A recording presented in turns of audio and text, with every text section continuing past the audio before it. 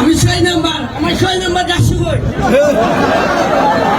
আমার 6 নাম্বার যাচ্ছি কই, 6 নাম্বার আমি তো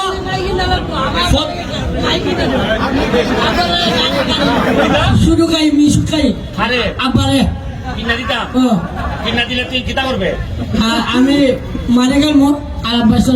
মানে গেল এর একটা মিশুক গাড়ি কিনা দেওয়া নিয়ে বাপরে ঠিক আছে সোয়াগ করে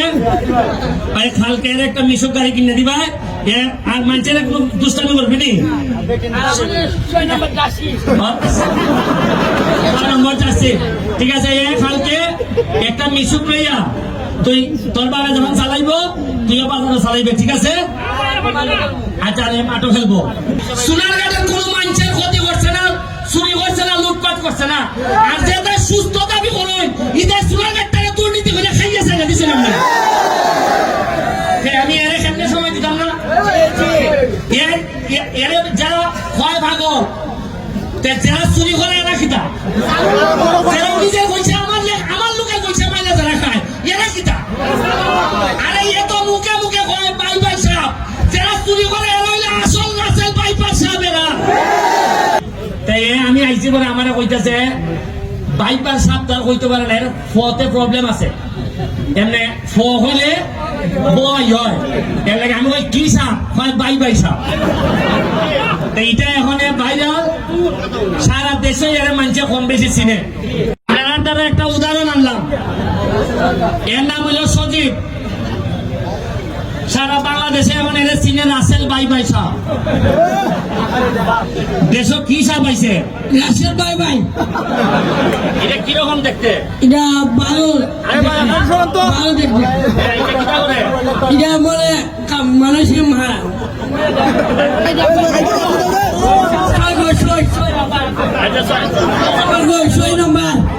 এই তোরে যে এর নয়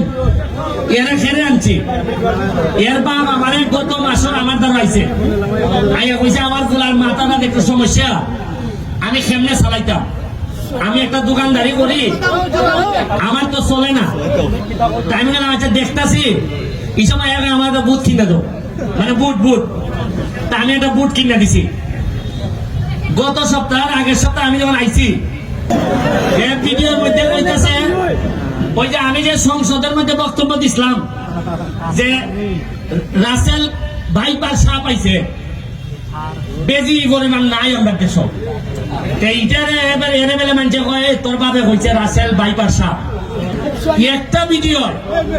দেখেন মানুষের জীবন কেমনে বদলায় একটা মাত্র ভিডিও এরে সারা দেশের মানুষে চিনছে তা আমি গত পরশুদিন কোর্টের মধ্যে মামলা করতেছি একটা বড় মামলা আজকে আমি এই মোবাইল বার করে দেখি সোনারঘাটের খিতা অবস্থা যে আসামি ধরা পড়ছিনি আজকে দেখি এক বেটির সাথে ডান্স করতেছে আমি কই ছোট্ট নাচ যে দেখি রে এরা ওখানে ইউটিউবারে পাইছে পাইয়া এরা 50 টাকা 100 করে দেয় আর ইয়ে কয় বাইপাস সাহেব পাইছে এখন দেখুন এই যে আলাপুলা কইও কিন্তু মানুষের রুজির ব্যবস্থা হয় আপনি মনে করেন না খালি পড়াশোনা করলে দিয়া নসিবও যদি থাকে কপালও যদি থাকে আপনি দেখবা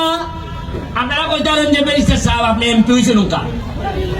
আপনি এনে নিয়ে খেলে টানাটানি করতেছেন আমি এনে নিয়ে টানাটানি করতেছি খেলে যাবেন এ তো আদা কিছু মাথার মধ্যে সমস্যা আছে এ জীবনে জন্মের করে এ সোনারঘাটে জন্ম ইয়া বলেন সাপে কাটলে তো উজো আছে কিন্তু মানুষ যখন সাপ হয় এ সুবল দিলে এর কাছ থেকে বাঁচার কোনো পথ না ইশারা দিয়ে গেলাম সাপ রাসেল বাইপাস সাপ সংসদে আমি কইছি যে মাননীয় প্রধানমন্ত্রী রাসেল বাইপাস সাপ আইছে কিন্তু বেজি নাই বেজি মানে নেওয়া তবে বাইরে খিতা আমি জানি না সোনারঘাট মাধবপুর যত রাসেল বাইপাস সাহেব আছে আমার একটা বিশ্বাস আমার সামনে যারা আছে প্রতিটা ছেলে বেজি হিসাবে নেওয়া হিসাবে রূপান্তরিত হইতেছে একটা বলাই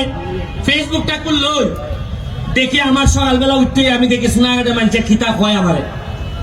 ঘুম থেকে উঠতে কিতা দেখি বইলা হয় বেলটা জমান সাহেবের দৃষ্টি আকর্ষণ করতেছে আমার রানীগাঁও থেকে ওই ভারকুল বস্তি যাইবার রাস্তা দেখুন এই হাঁটু পর্যন্ত গাড়ে কইলা বললো ওইটা ফোন দিলাম কাউসার কোথায় কিছু ইট ফাটানি যায়নি আটলা ফাটানি যায়নি দেখো আটলা ফাটাইলাম দুপুরের বেলা আটলা ফাটাইছি বিকাল বেলা পুরা বৃষ্টি আটলা সমাই গেছি এরপরে কতক্ষণ করে দিতেছি আমাদের দাদার চিকিৎসা করানো নাহলে আমার মারা গেলে পাঠাম না আমার বাদ করে দিব বাড়ে এরপরে আপনার আজকে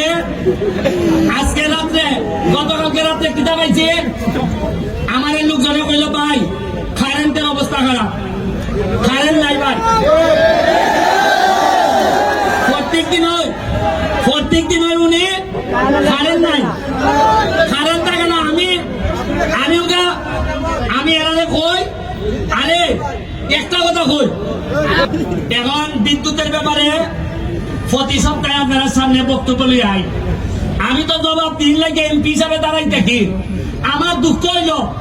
গত 30-40 বছরে কোন এমপি আসলা মন্ত্রী আসলা দাঁড়াইয়া কইছেন ভাই সাহেব কারেন্টটা বেলা নেগা উঠছি আমি আমার নয় আমার বয়স কম আমি বেটা স্বতন্ত্র